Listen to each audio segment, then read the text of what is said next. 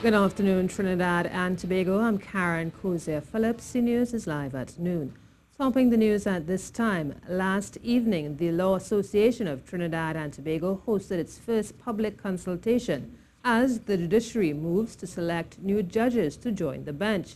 The session's purpose is to gather feedback both from the public and members of the legal fraternity that would in turn guide the JLSC's appointment of judges. At the pilot consultation, which took place at the Government Campus Plaza in Port of Spain, attorney Vindra Dalsing, an attorney of some 34 years, expressed concern over whether the process to appoint a judge was vigorous enough. He had particular concern over instructing attorneys being considered for the post, as he said in his respectful view, the position does not provide the experience needed for the post of judge. Although they have capacity, they have good schooling, they went to the universities and they have high grades, they do not have that necessarily that level of experience in litigation.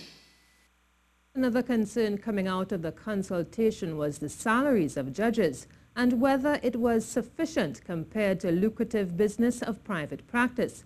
More specifically, it raised the question of whether the salary offered was enough to convince the best attorneys to apply to be a judge.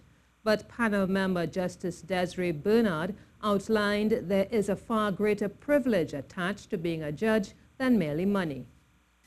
It would be attractive to those who have made what they consider to be a very good income from the bar and who would love to give to the country the benefit of their judicial experience by becoming a judge. The Family Planning Association of Trinidad and Tobago, FPAT, is working hard to improve sexual and reproductive health for youth. Head of the organization, Professor Rosemary Bell Antoine, says children need access to information on sexual reproductive health. She argues that the information protects the vulnerable children and empowers them. Regularly having sex at ages far below 18 or even 16, it must be demonstrated that it is not only reasonable, but our duty as policy makers and service providers to protect them with appropriate information, education, and services. She notes as well that hard facts and data need to be gathered in a fight to increase reproductive health. In the move to change, there's a dire need for disaggregated data. And that is so for funding, it is so for winning the arguments with governments and policymakers. Do we know how many people drop out of school because of discrimination and stigma? Do we know how many dropouts because of teenage pregnancy, rape, or incest? Do we understand the negative impact on productivity and capacity for innovation? Education and research, therefore, are also aspects of the FPAT's mandate.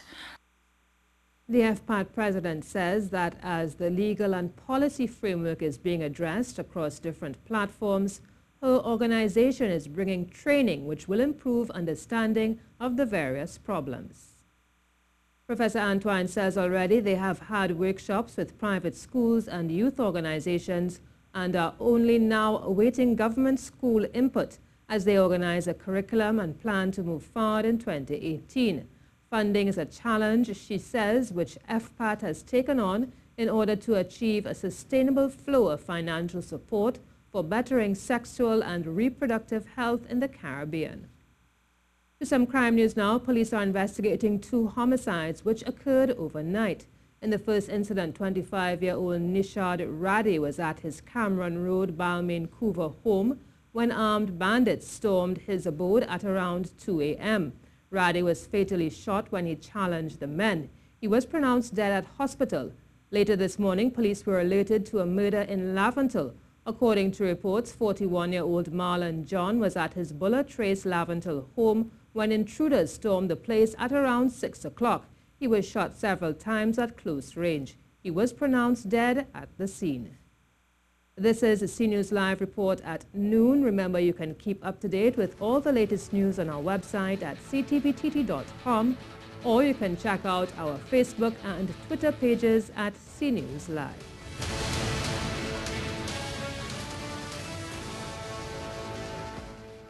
Police have identified a man who was shot dead in Windy Hill, Arouca on Tuesday. He is Ryan Powder. At around noon, gunshots were heard and Powder's bullet-riddled body was found in the roadway. He was taken to the Arima Hospital where he was pronounced dead. Police say they expected reprisal killings following his death.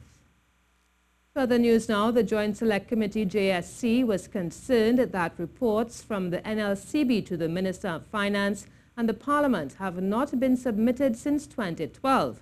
Asked why this state of affairs has been occurring, the Human Resource Manager said that it's a question of inadequate compensation. The position of a financial controller is a contract position under our establishment, and we have constraints in terms of the remuneration that we can offer because the terms and conditions would be set by the CPO. The requirements of the position would be ACCA qualified, 5 years management experience and so on. And the last salary that CPO would have set was around 18.5. So there was a difficulty in persons coming on. We're getting qualified persons to come on and stay any length of time with us. It was noted that the NLCB made a record profit of $2.8 billion in 2016 to 2017, which led to the question of why a raise in pay for the position was not contemplated. Chair of the board, Marvin John Siller, said that their position as a statutory organization puts constraints on what they can do and cannot do. Other issues concerning the operations of illegal vendors were high on the agenda, as it was noted that these bodies operate their businesses without fear. Deputy Director Ricardo Board says it's a matter of great concern. The Joint Select Committee continues at this time at the Parliament. To the weather news now, predominantly hot and sunny conditions will be interrupted by brief showers in a few areas. Seas are slight to normal with waves up to 1.5 meters in open waters and near calm in sheltered areas. And while Carapit-Chima retained the Central Zone Intercall title with a 4-2 penalty shootout win over Chaguanas North Secondary, spare a thought for the ladies at Pleasantville Secondary. They crowned themselves in glory with a deserved victory over St. Augustine Secondary. They got lucky with the opener as it took a wicked deflection and somehow ended up as a perfect lob to deceive the keeper and fall in for 1-0 to Pleasantville. They were double up when this attempted cross somehow eludes the keeper's grasp and bouncing for 2-0 to the Ville.